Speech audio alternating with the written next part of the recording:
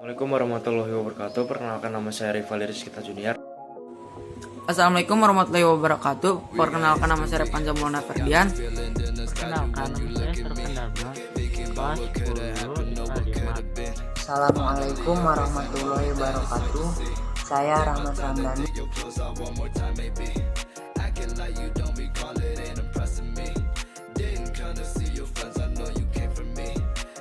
Nah, di sini saya akan menjelaskan tentang sejarah dan perkembangan batik Semarang.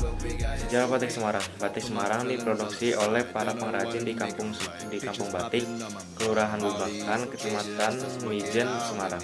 Konon, batik Semarang pernah melejit sebagai salah satu kekayaan budaya Indonesia.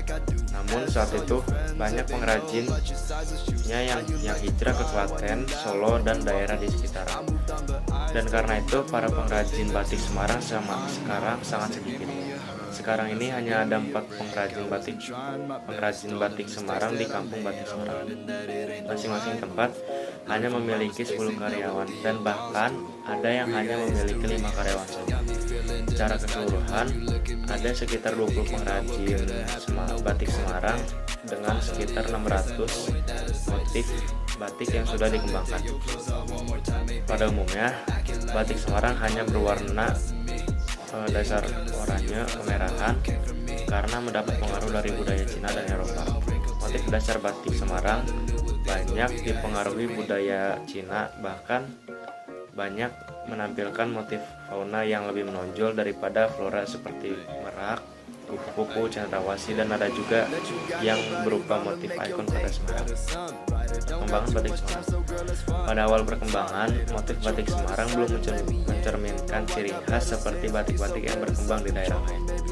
Batik Semarang sempat mengalami pasang surut hingga muncullah Sanggar Batik Semarang 16 di tahun 2004. Sanggar inilah yang kemudian menjadi semacam bola salju kreativitas mereka yang sempat belajar atau bekerja diasah untuk mandiri dan memproduksi sendiri batik.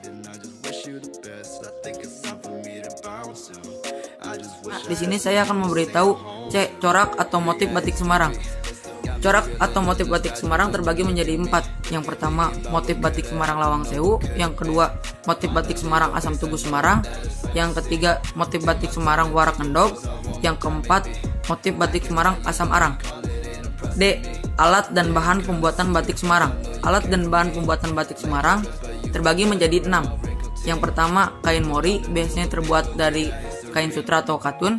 Yang kedua, canting sebagai alat pembuatan motif. Yang ketiga, gawangan, tempat untuk menyampirkan kain. Yang kelima, lilin malam yang dicairkan. Yang keenam, panci dan kompor kecil untuk memanaskan. Yang keenam, larutan pewarna.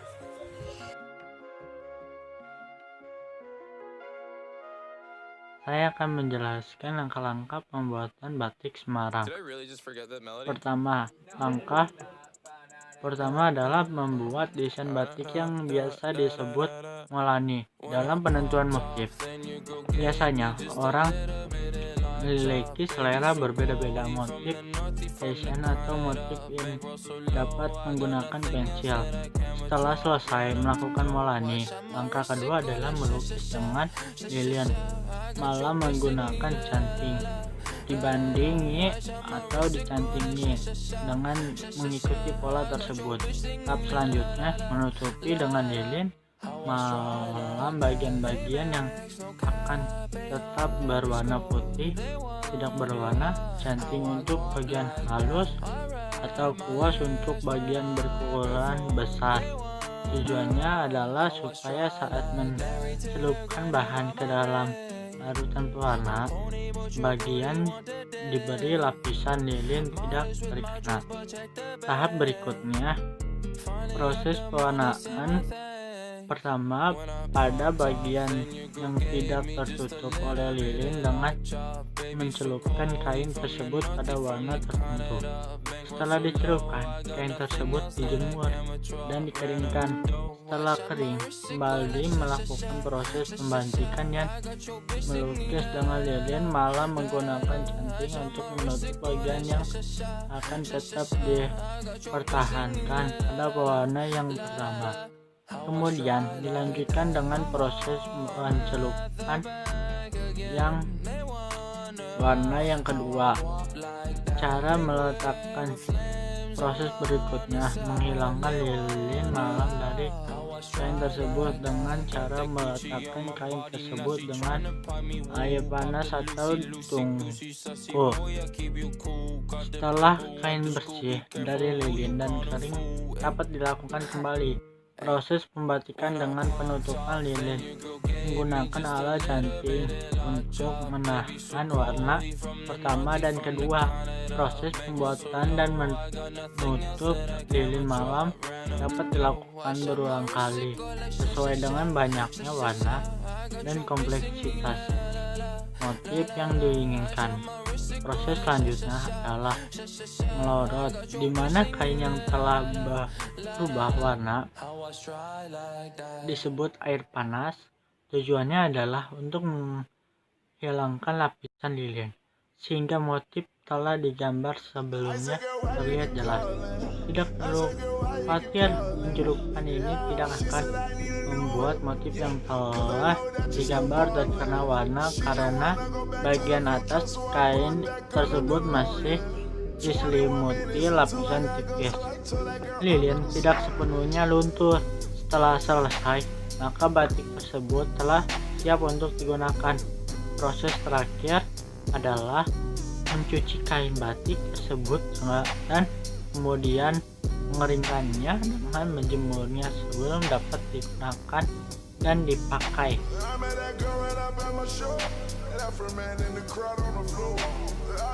Mau menjelaskan cara pemasaran batik Semarang. Penelitian ini dilatar belakangi adanya fenomena penurunan yang signifikan pada penjualan batik. Para pengrajin batik diduga karena akses informasi pasar, jangkauan pasar, jejaring kerja, dan akses lokasi yang kurang mendukung perkembangan usaha pengrajin batik.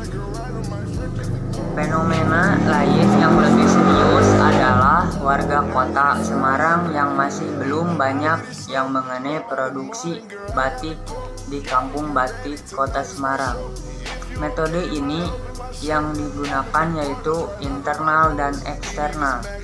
Hasil penelitian menunjukkan bahwa posisi pengrajin batik di kampung batik kota Semarang berada pada kuadran 5, hold and maintain, atau pertahankan dan pelihara, dengan nilai koordinat 2,480,2,735, yang berarti pengrajin batik di kampung batik kota Semarang memiliki kemampuan internal yang sedang dan eksternal yang sedang.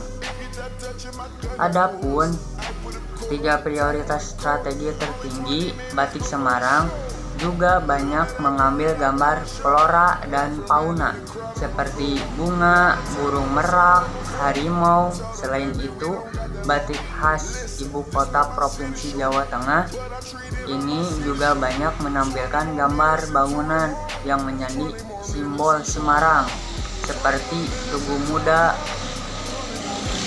Lin tertarik untuk berbisnis batik Semarang sejak ada Kampung Batik Semarang pada Agustus 2006 lalu.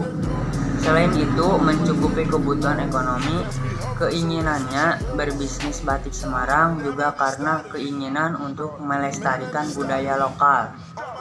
Berdiri sejak 5 tahun lalu, Sanggar Batik Semarang Indah milik Lin ini dan suaminya sudah memiliki 25 karyawan. Karyawan tersebut memiliki tugas masing-masing, mulai dari membatik sampai mewarnai. Dari 25 karyawan itu, Sanggar Batik Semarang Indah mampu memproduksi sekitar 10 lembar tulis dalam seminggu.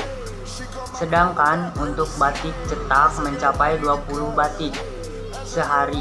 Dari total produksi tersebut, Lin bisa memperoleh omset per bulan mencapai 25 juta. Omset didapatkan dari penjualan batik yang harganya bervariasi antara 60.000 sampai 1,5 juta per lembar. Murah dan mahalnya batik dipengaruhi oleh kesulitan motif dan jenis kain yang digunakan.